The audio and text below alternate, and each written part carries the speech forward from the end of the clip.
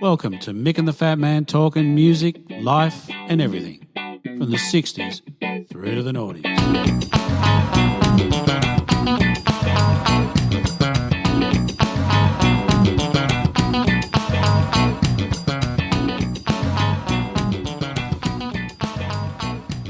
Well, welcome everybody to Mick and the Fat Man talking life, music and everything. Episode number 19, and we are coming to you live together again. That's right, folks. The lockdown has ended, and I have scooted across the city to give Mick a big man hug and a passionate kiss upon the lips. We are both looking and feeling great after 107 days of lockdown in Sydney, Australia, and across the state of New South Wales. It's great to be together again. Mick, how are you travelling today? Mate, I am feeling fantastic. It's nice to be up and about.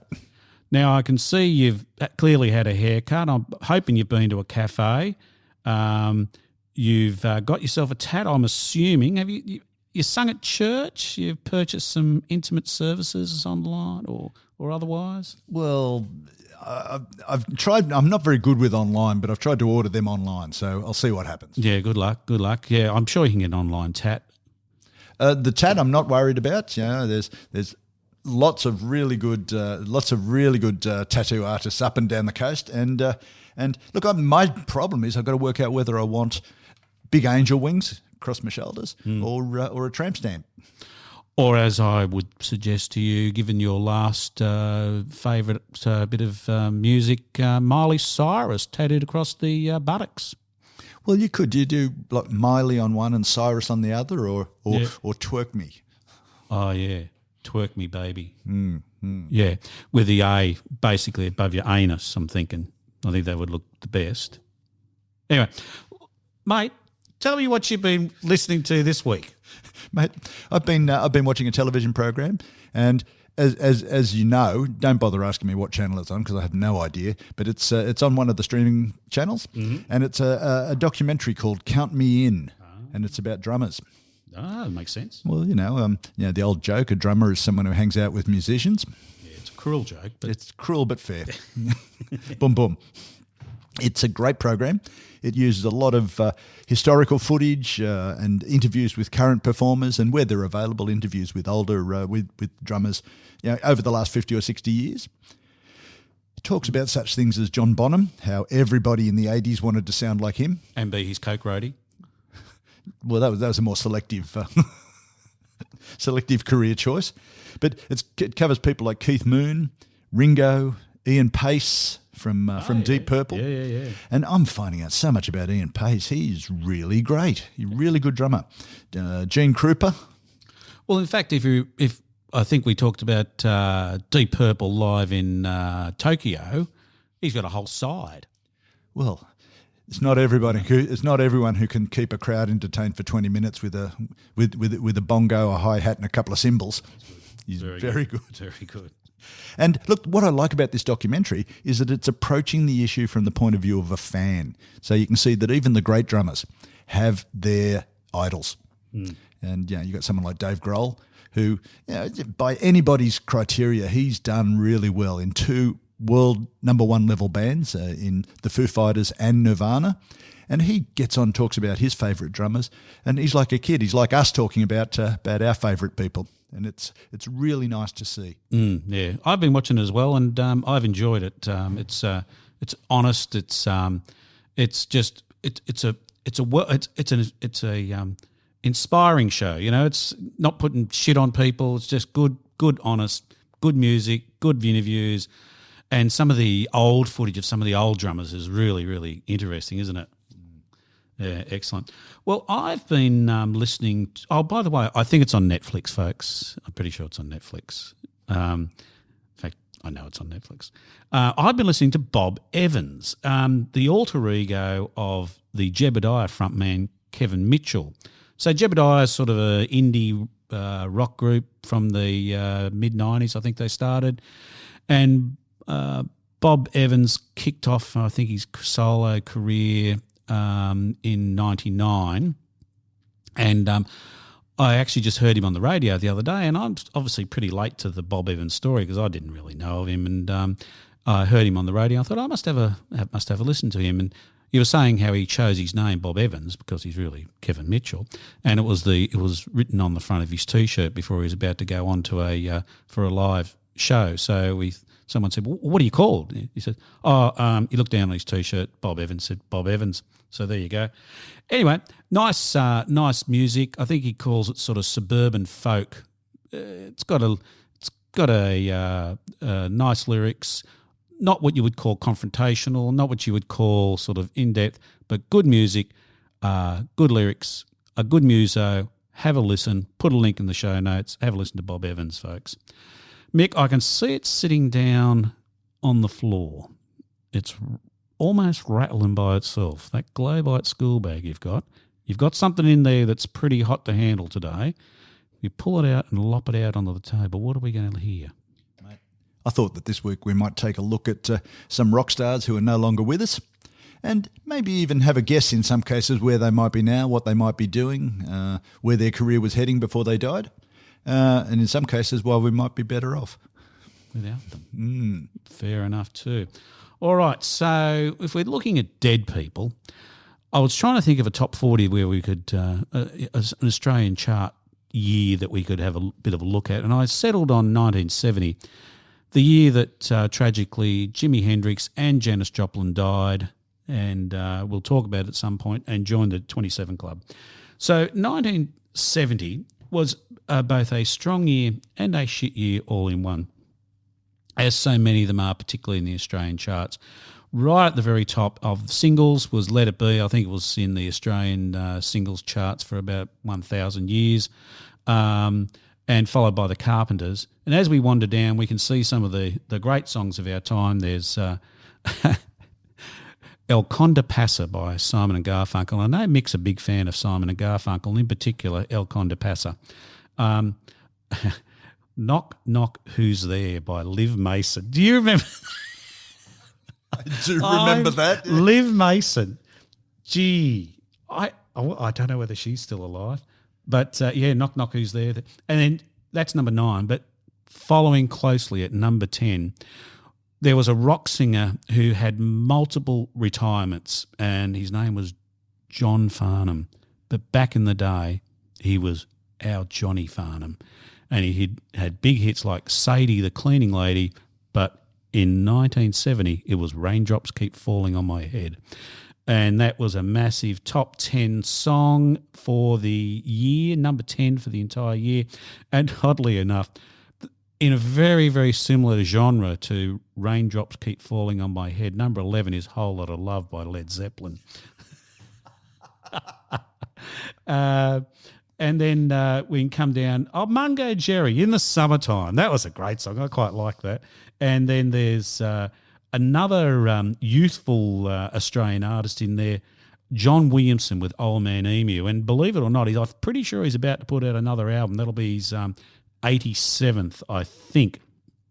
And then there's another person whose name probably should be forgotten, but oddly enough, I believe he's serving at the pleasure of Her Majesty in England, and the song was Two Little Boys by Rolf Harris, which I probably wouldn't talk about much more at all. What do you think, Mick? I think that'd be safer, except to say that perhaps, did Gary Glitter ever cover that song? I don't know, but I think they had similar experiences with the outcome of spending time with younger folk. Down to the albums, though, this is where it gets interesting. So there's 2 albums there that you will not believe. So one is the album Hair, which is which came in number 13 for the top 25 albums of 1970. The original Broadway cast, number 13. But number 14, oddly enough, was Hair, the original Australian cast. You've got Led Zeppelin 2, you've got Deja Vu, you've got Creedence Clearwater. So this is interesting. Number 4 and number 5 are both Creedence Clearwater Revival albums, Willie and the Willie and the Poor Boys, followed by a Cosmos Factory. And then number 6 and 7 were the Beatles. So Creedence Clearwater Revival actually were on top of the Beatles in 1970. Let It Be and Abbey Road were 6th and 7th. And as you go down, Jose Feliciano snuck in there. Woodstock, the original album of Woodstock. Triple album, I believe, Mick, wasn't it? It was indeed. I still think it's a better movie than an album. But anyway, I quite like watching, catching up on Woodstock every now and again. Yeah, that album would have made a really strong single album. Yeah.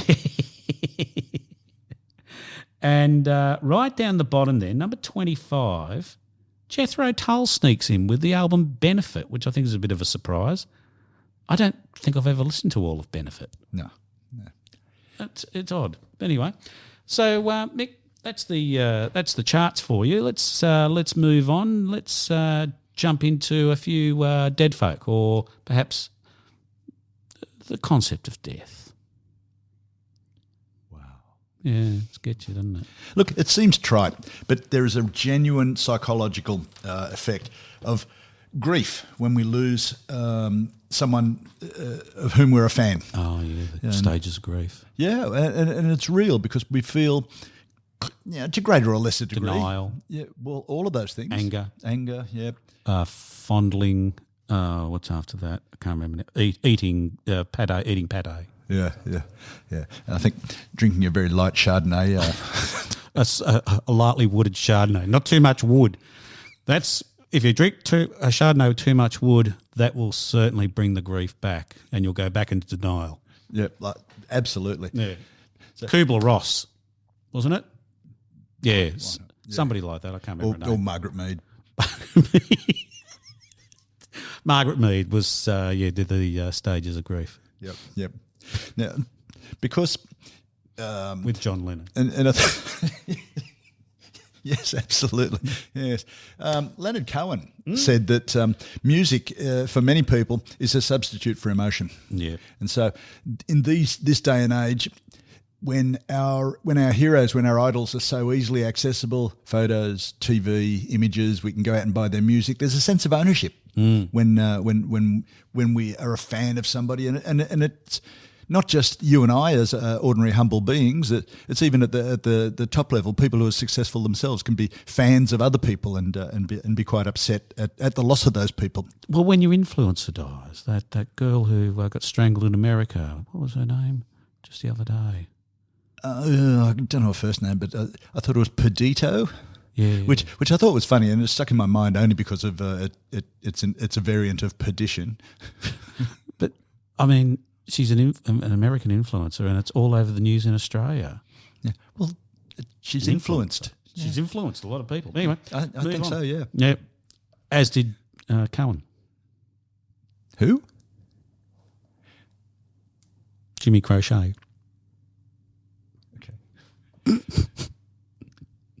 So for that same reason, fans can be very, because they feel that sense, they feel like they own the person who is their idol, in a weird sort of way. So fans can be very harsh on an artist when the artist changes something. What about when Dylan's fans booed him when he went electric? They booed him when he went electric. Then they booed him when he went sort of more folky. Then he's been a man of many genres. He's contrary, to say the least. Yeah. But he's still alive, which I think is a tribute to modern medicine. Now, his voice isn't, though. His voice is not alive. No. It's taken on an out of worldly sort of tone. Very strange. Very strange. I don't quite understand. We're heading off into way strange territory here, but we might just leave Bob sitting there on the bench and move on to somebody else. How about John Lennon? Yeah. Now, John Lennon was murdered in New York by Mark David Chapman in 1980. Yep. Very police speak to use the middle name of somebody. Yeah, because you and I wouldn't. We wouldn't. Go. Put someone's middle name into when we're. Let's go out and visit John Bill Smith, right? No, that's right. Yeah, that's right. But the cops do, I suppose, to differentiate from all the other Mark Chapmans that are out there in New York. There would have been a lot. There's Absolutely. probably still even quite a few Mark David Chapmans. I would expect so, yes. Probably only one that's called Lennon though.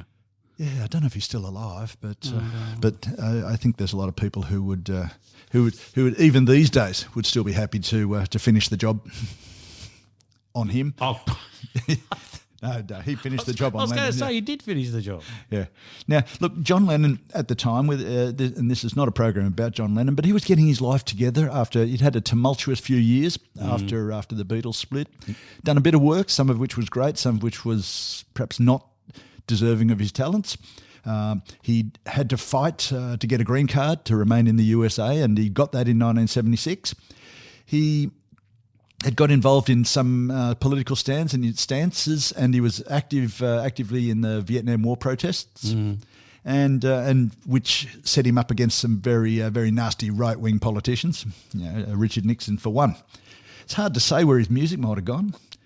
He'd settled his relationship with McCartney, and he was regarded by many in the music world as an elder statesman. He hadn't played for 10 years, or more than 10 years. And he's still in. We go back to the top 500 from our last episode, and Imagine is still way up there. That song Imagine is still way up there in the top 500, and it is a great song. Yep. But it's interesting when you talk about some of his stuff being a little bit hit and miss. I sort of found that too. I mean, some people idolise him, and I've always liked the Beatles and Lennon, but I often find that out of sort of 10 albums, there's a good quality album there. Yeah, I do tend to agree with you, and it's been put by more eminent sages than you and I that together they were a far more formidable force than they were individually. Yeah, I think McCartney's the same. He writes some just amazing music, but there's a lot of stuff on an album that is less than amazing. Yep. But maybe I'm amazed. Could be a nice little jab there. Look, Lennon could have coasted on his Beatles earnings. Just in 1980, didn't need to do another thing for the rest of his life. He could have just had fun, done what he wanted, been a bit of a dilettante. I don't think he wanted to do that. I've seen a number of documentaries on Dylan, and certainly Yoko Ono is still active in public life at 88, which is quite extraordinary. It's interesting. I heard an interview with McCartney. It was quite a few years ago now, but someone was saying, when are you going to stop doing this? And he said, well, it's all I've ever done. I don't know anything else. It's not like I can go and become a plumber. Yeah, mid-career retraining. Yeah, that's right. That's right. Yeah. So Lennon's a mystery. He was showing. I think the term is green shoots of new stuff that he wanted to do. Some of the work that he was doing in the studio was interesting, and on the other hand, some of the people he was hanging out with weren't terribly good for his liver. No. Well, we did talk briefly about him at the Playboy Bunny Mansion. Yeah. A few drugs, bit of alcohol, and a Matisse painting. None of it went well. Not a good combination ever for anybody. No. So that's a mystery. I would like. I think it'll stay a mystery for the rest of forever now, not for the rest of our life or his life. But it would have been interesting to see where he would have gone, and it's entirely possible that he could have been. Oh, John Lennon, didn't he used to be famous? It could have been, but my feeling is that he would have continued on. He was always a person in demand to be asked things of. So important in the war movement in Vietnam. So people want to get the opinion of important people, and I would have thought that he would have continued on. I would suggest he would be one of the world's great climate activists now if he was still alive. You could be right, and that seems to fit in with what we know of him. Yeah. On the other hand, Elvis wouldn't be. I think Elvis may well, if he was still alive, I think he'd be working in a Burger King in New Jersey. Or putting his name to apple pies somewhere. Paid in apple pies. That's right, yeah. That's right. I love these apple pies. They're just like my mama used to make. That's very good. Have you ever thought of a career as an Elvis impersonator? I hadn't, but I'm thinking about it now that you've mentioned it. I think you should. A bit of black hair dye and some spangles and a jumpsuit. Yep. Happy days. Yeah, I reckon I could. Look, he'd already become a Vegas-style parody of himself. When he started, he was great. He was some of the stuff that he did, touching, bringing the old blues and the rockabilly that most people had never heard, bringing that into the mainstream. The movements that he did, the way he used his voice, and certainly the way that he attracted the girls. Gyrated Indeed. Yes. Caused much upset and heartache amongst the mothers of America as he was moving through. Indeed, yes. But I suspect that based on the way he was going, he probably would have become more of a Tony Bennett style. Yeah, I'm Elvis Presley. I don't think it would have been that good. No, maybe. But look, he's got a wonderful, even at that stage, in 1977, he had a wonderful back catalogue, and it would have been appropriate for him to use that, milk that for the rest of his life, put on some great shows, keep people happy, do a 6 months residency in a Vegas hotel. I just like the idea of him being Michael Jackson's father-in-law. Well, why wouldn't you? It's rock's first family. It would have been beautiful. It would have been a beautiful thing. And I think that would have been one of the major benefits of his involvement in the music business. Yeah, they could have been great together. They really could have been great together. Yeah, they could have been indeed. Yeah. Anyway, move on. What about Kurt Cobain? Oh, what about Kurt Cobain?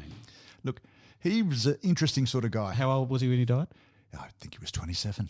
Uh-oh. Yep, there's that one again. Do you want to do a quick little mention of the 27 Club? Yeah, I do. Yeah. Look, there's a great podcast for those of you who like podcasts. If you're listening to one, so you must at least have some positive view of podcasts. There's a great podcast made in America by a guy by the name of Jake Brennan. It's called The 27 Club. Just search Google for The 27 Club and it'll come up. I love it. He's done The Doors. He did Jim Morrison and showed what an objectionable jerk Jim Morrison was. But he didn't come out and say that. He showed it. over the course of the 8 or 10 episodes of whatever it was. Okay. Really very well researched, very well presented. It's not just a straight narrative like we get up here and talk about. It's almost artistically presented how he does the things. Tries to guess what was going on in his mind. So it's got obviously Jim Morrison. Janis Joplin is out there now. Going to have other people such as Jimi Hendrix. The Hendrix one was really good. A lot that I didn't know about Jimi Hendrix. Amy Winehouse. Amy Winehouse maybe later. Yeah. Kurt Cobain. So which brings us back to Doe.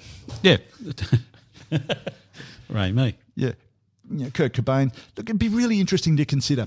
He's one of those guys who could very well have ended up. Yeah. Who was Kurt Cobain now?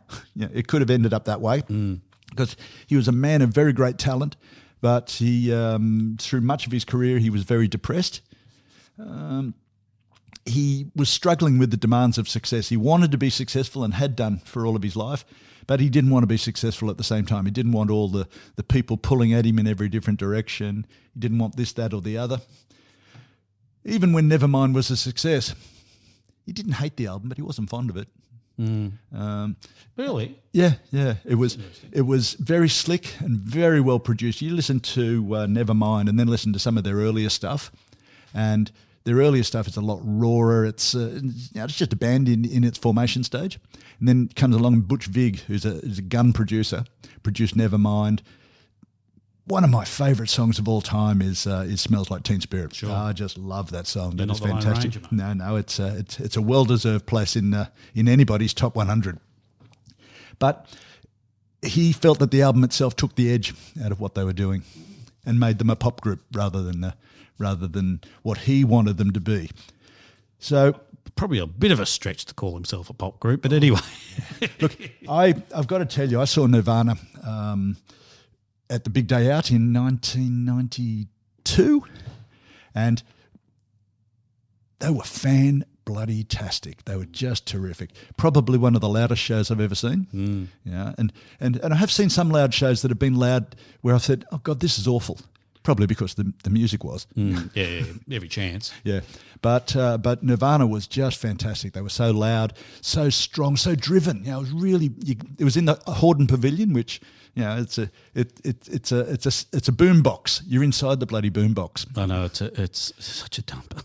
Such a dump, and they were perfect in there. They were great. They were really good, and they did Smells Like Teen Spirit. Just explosive.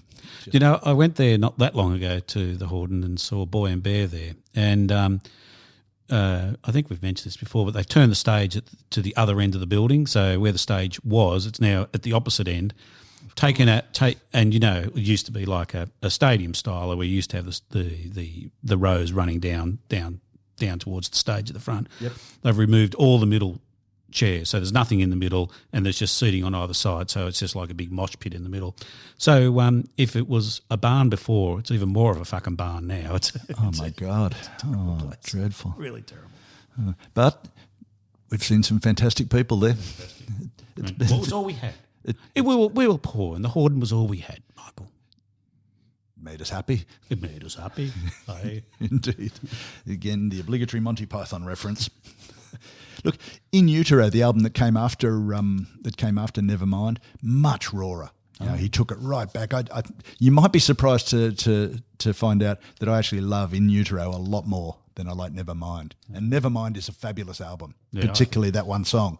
But In Utero as an album, it's just raw. It's just great. It's melodic, and it's balanced off by him screaming his bloody head off. You can feel his. I know it sounds a bit psychobabble. You can feel his pain in some of the songs, but he said that after he actually said it in interviews. He said that the next album's really going to strip off all of the edges. Yeah. Okay.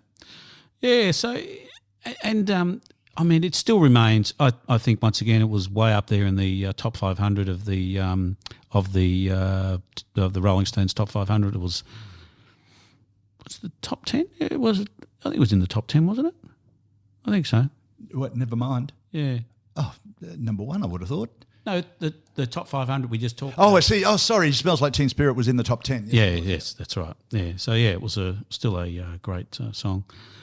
And his death was, well, maybe not surprising to people who knew him, but it was an international surprise in the music world, wasn't it? It was, yeah. Yeah, look, but he'd overdosed already a month before he shot himself. So he was heading down that track without any help from anybody else. Right. And he was deliberately making contrary selections, of what music to play and how to play it. And when MTV asked Nirvana to play Unplugged, they weren't going to do it. So that was great. I loved him. I loved Unplugged. And they didn't do their hits, any of them. They did a whole selection of old blues stuff and other people's songs, and it was terrific. And the other thing I really liked about it was that it was one of the true unplugged unplugs. You know how so many of the unplugs they've got, I've just got this electric guitar, which is, well, it's not unplugged, but it's, anyway, look, I've just got the electric guitar. And this was truly unplugged. And that's one of the things I really like about that album. It's one of the great unplugged in the MTV series. Next to Midnight Oil was also another great version of the unplugged genre, I think. Yeah, so where would he be now? How old would he be now? He was born in 1967, I think. Where would he be? He'd be 54. 67. He was born in 1967. Yeah, 33 plus 21. That's 54. 54. What would he be doing now? I think he'd just be Courtney Love's husband. well, she's been a wonderful success. She's such a model. Yeah, exactly. He's one of those ones, I don't know, personally. I think he would be one of the ones that would, if he didn't die young, he would die slowly. What do you mean? He would just wither on the vine and just disappear into the ether. Well, that's always a risk with people who come on, shine like a nova and then disappear. Shine on, you crazy diamond. Yeah, well, thank you, Syd Barrett. There you go. And there he goes. So let's just move on now to another member of the 27 Club. Let's do Janice. And there she is. Now, I don't think that Janice would ever make it much past 27. She doesn't seem to – I don't see Janice being gracefully old for some reason. She'd be, 74 nowadays? Mm-hmm. I just can't see her being a wise old sage that people would go to get influenced by and learn things from, because I think she'd still be doing drugs and drinking bourbon and just be fucked up. Well, but once you've made that your career choice, you've got to go with where your strengths are. But once again, she shone very, very bright indeed. She did, yep. And was deserves her accolades. But if she had stayed clean just a little bit longer, we might have got a few more really hot shit albums out of her. Because the only thing I'm concerned about is that she would have gone down the path of too much production and that sort of stuff, and sort of had the rawness taken out of her, because she was. You get this comparison between her and Amy Winehouse about how they both disappeared into the disappeared into their own melancholy, for want of a better term. But I see them as such different artists. I really do. When Janice sang, you weren't left wondering about what she could have done with that song, because she belted the living daylights out of it. She flogged every song to within an inch of its life. When she was on stage, she was dynamic. She was intense, and she just put everything into it. Amy was a bit more, not just different. She was a bit cooler. She was a bit more bluesy, and had a great artist. I'm not suggesting she's not a great artist. She's an awesome artist, but a different artist. And I don't think people do compare the two because of how they shone brightly and burned out, and they were both female. I think that's the biggest comparison, is that they were female. But I think that Janice was so different to Amy, because Janice left on a big note, a very big note, and Pearl was released posthumously. And the only song on that album that's left in the top 500 is Me and Bobby McGee, which is probably the weakest song on the album if you're a Janice fan. Yep. There's so many great songs on that album. And I loved her. I saw her on the Dick Cavett show, and he's saying, I think it was Dick Cavett, and he's saying, so what's the band called? She said, it's the Full Tilt Boogie Band. And he says, what's that mean? She goes, Full Tilt Boogie. Well, that would have helped. He's gone, not really. But she was really into it. Anyway, so as I said, I don't see her being 74-year-old now, sitting on a mountain somewhere, doing yoga and meditating. I just think if she had survived, she'd still be knocking over a few bourbons. I suspect you're right. That was a career style that she had set up right from the word go. She'd had a pretty troubled childhood. She had a bitch of a childhood. She had a terrible time at school. Her nickname was Pig and all sorts of horrible things. A poor bugger. Mm.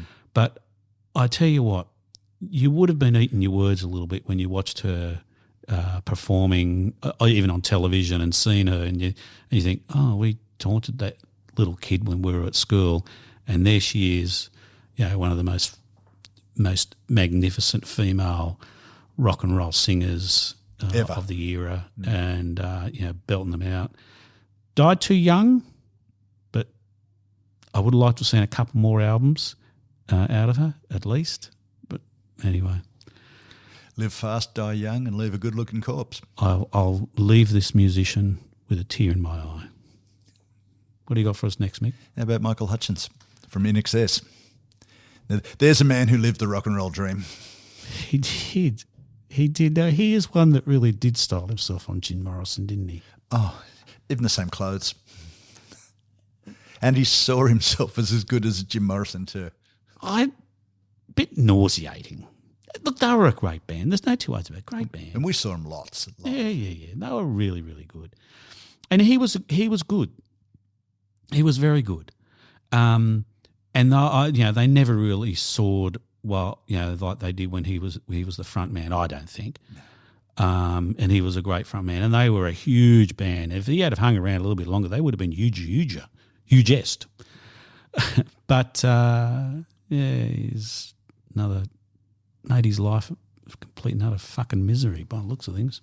Well, he was an arrogant. He believed in himself because he thought he was terrific. Okay, I was talking to Rob Younger, the lead singer from Radio Birdman. All right. Yeah, and Rob used to live across the road from me. Yeah. So we were having a chat about various things, as you do, and he was saying that he believed that In Excess were only getting better. There's this view that In Excess had peaked and were on their way out, but albums like Welcome to Wherever You Are. I think I think they were on the rise, and I think they were really they were really making themselves into a super group, for want of a better term, but they're like Queen at their peak or Zeppelin at their peak, they were really, really hitting their strides. Yep. Look, absolutely. Who knows what would have happened with them next? There's all sorts of speculation about how he died, but the coroner ruled accidental, misadventure. He hung himself, didn't he? Yeah, there's... I don't believe any of that self-bloody wanking stuff, do you? Well, that's part of the story, that there was a woman with him who left the room before all the paperwork got started. Oh, okay. Dun, dun, dun. Who knows? Indeed. I guess he was a mad rooter.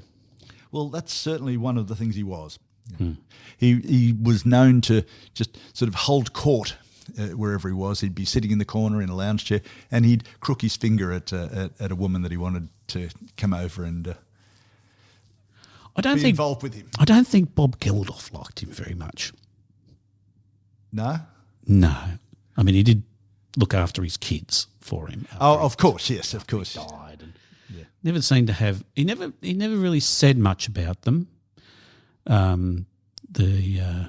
was the wife's name? What was his wife's name? Paula Yates. Never really said much, because Bob Geldof's ex-wife, Paula Yates. Never really said much about them, and never said much about the kids either. I remember watching him being interviewed on telly one day. This is only a couple of years ago now, and the interviewer said, "And how are the Paula's children going?" He said, "None of your business." It's just straight. That's none of your business. Fuck off. She went, "Oh, okay." That's fair. It is fair, but he could have been a little more less blunt in delivering that response. He's never backward at coming forward. He's not. No. Who else do you? I was just looking down our little list of people. One that sort of sticks out was old Jim Crochet.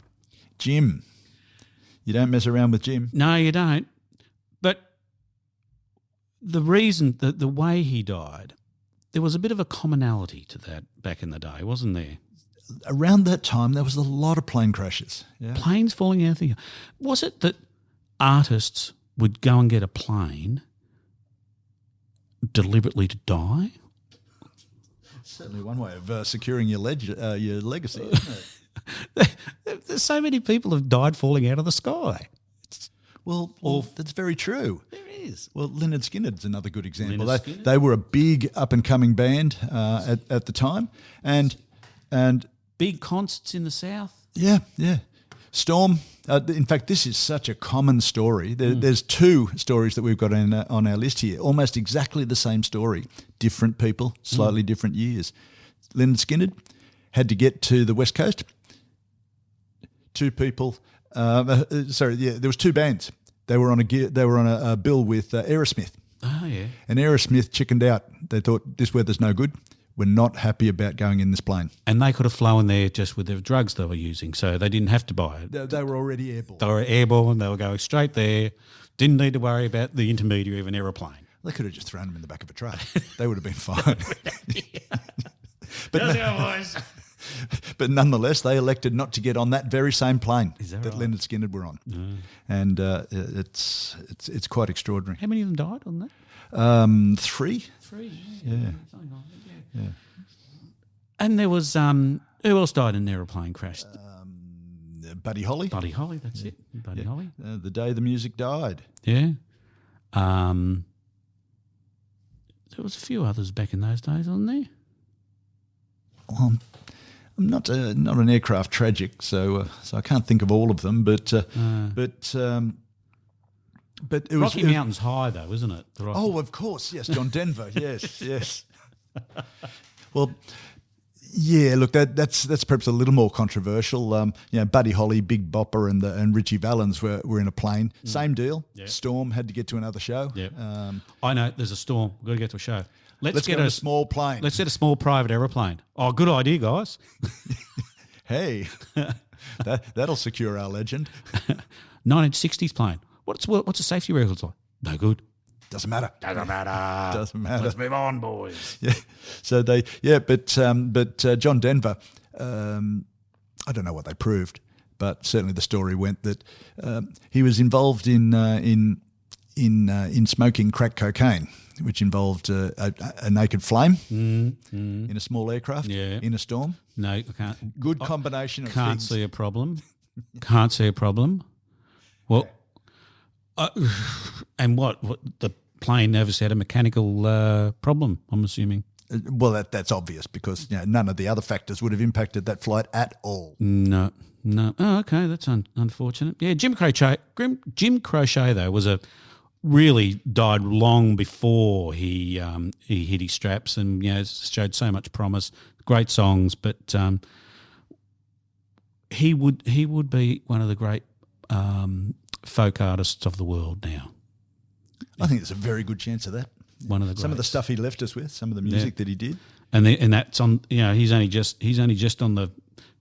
about to take off.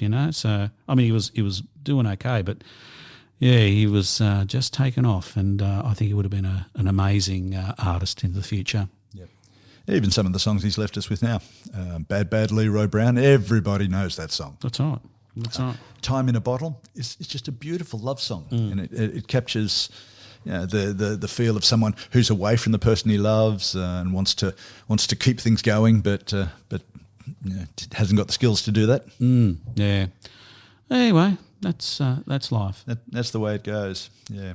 I was just looking down your list, and there's one there. List. Our list, I should say, our list. Why not? Yes. It's your list. Tommy Bolin. Tommy Bolin, yes. I love Tommy Bolin. He was great, wasn't he? His records were awesome. And he's got some great guitar licks in there. He's an awesome guitarist. And his solo stuff was really good. Not much of it, though. No, because he was another guy who was on the climb. And he'd done lots of things that were, that really helped to burnish his reputation. He was in Deep Purple for a while. Yeah. Straight after Richie Blackmore, who's a world-renowned guitarist. Was he the best guitarist in the world? We'll never know. Well, back in the day, who's the best guitarist in the world? Oh, Richie Blackmore. No, Jimmy Page. No. But anyway, no one ever said Tommy Bolin. No one did. But that's probably because they haven't heard of him. He was awesome. He was very, very good. Busting Out for Rosie. What a great song. It was awesome. Yeah. So if you listen to this podcast to find new stuff to listen to, do yourself a favour, thank you, Molly Meldrum, and have a listen to Tommy Bolin, Bolin. Yeah, if you like your rock, he's a great rock. He's really good. Yeah. And you'll find 2 albums that he did, Teaser and Private Eyes, both really very good, but he overdosed in 1976. Yeah, and I didn't realise he died so young. 25. Yeah, and so he was just churning out such good music and unfortunately died. Yeah, well, you remember we had a friend of ours who was a really huge Tommy Bolin fan, and he was crying when he told us that Tommy Bolin had died. That's right. Because news wasn't as easy to come by, and it didn't get around as quick as these days of social media. No, we wouldn't have even. In fact, if Tommy Bolin were alive today and at his age and died, we would know immediately that he died. Back in those days, you wouldn't know really at all unless you were reading music magazines or industry magazines or those sorts of things, because it would not be in the local afternoon paper, because they had beer and cigarettes are up in price, that sort of thing. Well, exactly, yeah. So news was working man stuff. News just wasn't what it was, and music news was even less, and you had to wait for an overseas magazine virtually to come in before you could find anything out. So, yeah. Yeah, just as an aside, I've a guy I ride with used to be in the Lycra, you're push bike riding. Push bike, yeah, I ride. Yeah, sing along to Queen songs as we do it. Yeah. Used to work on Ram magazine. Oh, is that right? Yeah. So I think it might be nice to pull something together and get Al in and have a chat with him about some of the experiences of being a rock journalist in the 70s and early 80s. Yeah, it would have been very interesting. Yes. So talk about the people you meet. We could ram on. We could indeed. But back to script. Yeah. What else you want to give us, mate? How are we doing for time? I think we're probably rambled on quite a bit. Oh, fair enough. I hope we're not boring them, but it's always possible. There was an Australian band called Dragon. Have you ever heard the concept that some bands are cursed? I have. Yeah, and it's not unusual for rock musicians to die of drug overdoses. Rock musicians and drugs seem to go hand in hand, and that's playing with the devil's dice. It can always backfire on you, and so people can and do die regularly from drug overdoses in the music business. But it seems to hit some bands a lot. Dragon, the Australian band, their drummer died of a heroin overdose in '76. Their keyboardist died from a drug overdose in '85. The lead singer died from smoking-related and drug-related, theoretically, cancer in 1998. And the band was the only band and a first for an Australian band mentioned in a royal commission into drug importation into Australia. Were they? They were, yeah. Well, we don't call them Australian, then we call them New Zealand, don't we? Well, that's exactly how it goes. That's how it goes. The New York Dolls. You may have heard of the New York Dolls, but probably don't know a lot about them. They were the forerunner in the early '70s for pretty much every hair band that we have today. You wouldn't have Poison or any of the heavy metal bands with their current look without the New York Dolls. They did some great songs, but again, they were so far ahead of their time that they couldn't keep the interest going. And then Malcolm McLaren, he of Sex Pistols fame, got involved with them, and that's the death knell for anybody. Absolutely. And there's a band where 3 members died of ODs. That's all right. Yep. Billy Mercier died just as they were about to just do a tour of England and Europe with Rod Stewart. Great exposure for a band when Rod Stewart was actually a rock and roll musician. So just back on Dragon, it's funny when I was at a music shop today buying a little something for our microphones. Yep. And the young kid who was serving me, I don't know how old he was, mid-20s, I guess. And I was talking about our podcasts, and he said, my dad's into music. And then I got onto the top 500, Rolling Stones top 500. He goes, yeah, my dad had some few, not my dad, I beg your pardon, my uncle had a few thoughts about that, about this and that, similar sort of things that we were talking about. And he said, it's interesting, my uncle had Dragon to his 50th birthday party. And I'm thinking, that's probably just the bass player. Because that's all that's left. You don't have to do a lot of extra catering when you invite Dragon, do you? I can't remember it was Mark Hunter's brother, wasn't it? They were brothers. Yeah. So he was. I'm pretty sure he was the last one left standing. So you listen to a Dragon song, you tape it to the April Sun and QB, just get the bass line. Boom, boom, boom, boom, boom, boom, boom, boom, boom. Who's that? That's Dragon. They were good in their day. Oh, they were a great band. I saw them live once up at the Central Coast. There was an open air concert thing. Where was it at? Somewhere near the entrance. And Dragon were there. And Mark Hunter was consuming a bottle of, what did he used to drink? Something like blackberry nip or no. Anyway. Something disgusting. Anyway, he successfully completed the bottle, which was good news. Very well done. It was only a 20-minute set. So he had to guzzle. Man's got to do what a man's got to do. Got a whole bottle. Oh, Southern Comfort. That's what it was. Southern my Comfort. God. That's what Janice used to drink too. Janice was a Southern Comfort girl. Pretty sure. I know that many alcohols by their nature are sweet, but gee, Southern Comfort is sugar in a bottle. I don't think I've had a Southern Comfort for about 40 years, and I'm probably not going to go and buy one to find out what it tastes like. No. But anyway. My memory is that it's awful. Yeah. I'm pretty sure it's awful. I'm pretty sure it would be awful, but let's not tempt fate and go and buy a bottle to prove that it is, because then we just have to tip it down the sink. Yeah. Anyway, let's move on, shall we? It'd be an expensive waste, wouldn't it? Well, it's not particularly expensive because it's shit. Yeah. Anyway.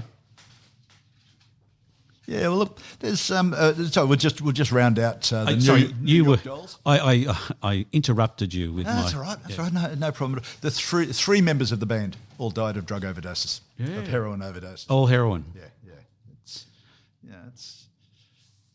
It's a danger listing for the career. I think what's going to happen though in the next year or so, or 2 years, we'll see heroin move back into the streets, because Afghanistan's going to become a massive heroin exporting country again in the near future, I dare say. Absolutely, that's the only form of foreign currency they'll be able to get. It's all right.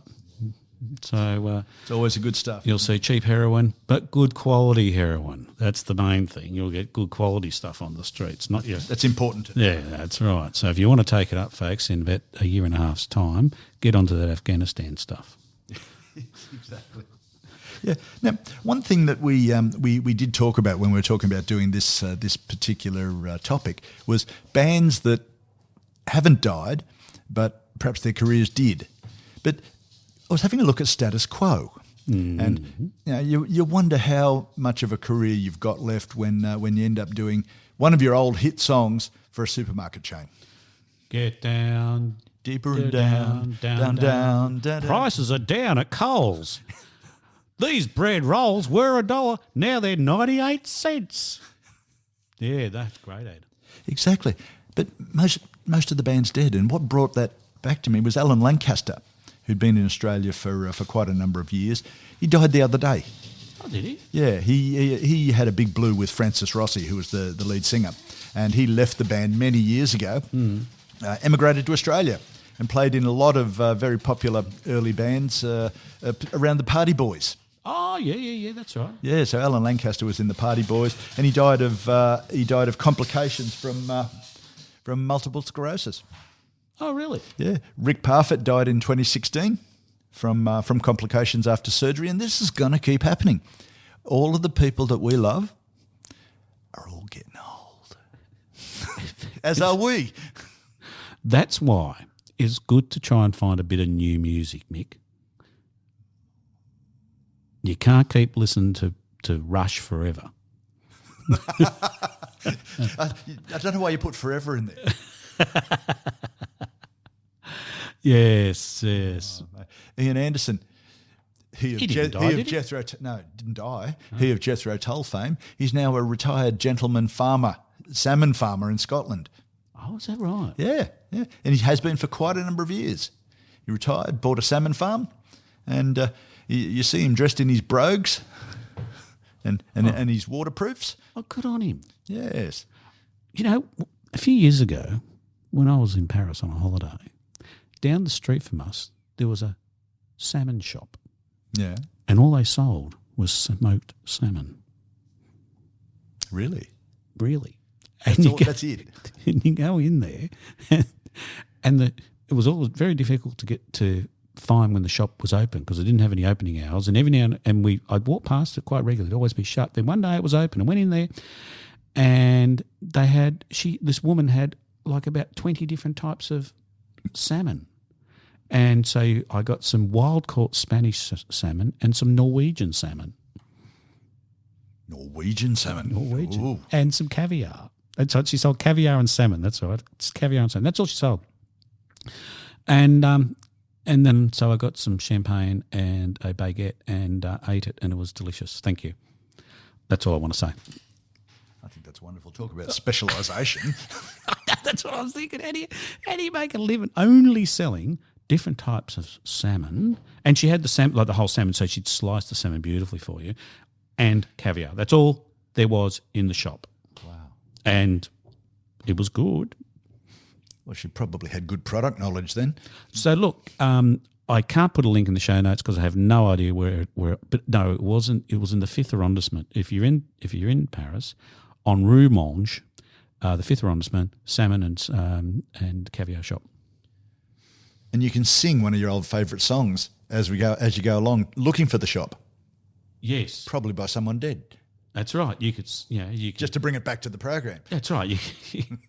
Don't mess around with Jim. I wonder where the salmon shop is, Jim. Anyway.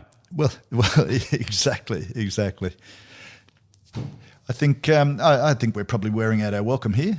And I think so. I think we've probably done this to death. I can feel an onset of terrible puns. Yeah, look, folks, thank you for listening to us. We've been very excited about getting back together again, and it's really, really good to be sitting across the table from young Mick. But that's all we've got time for today, folks. So don't forget to follow us on Facebook, follow us on Instagram. You'll catch us. Subscribe to us on Apple, Spotify, Stitcher. I don't know what else we're on. We're on lots of them. And tell your friends about us. Leave us a review. Send us an email, mickandthefabman@gmail.com. But all in all, just love us. Bye now, folks.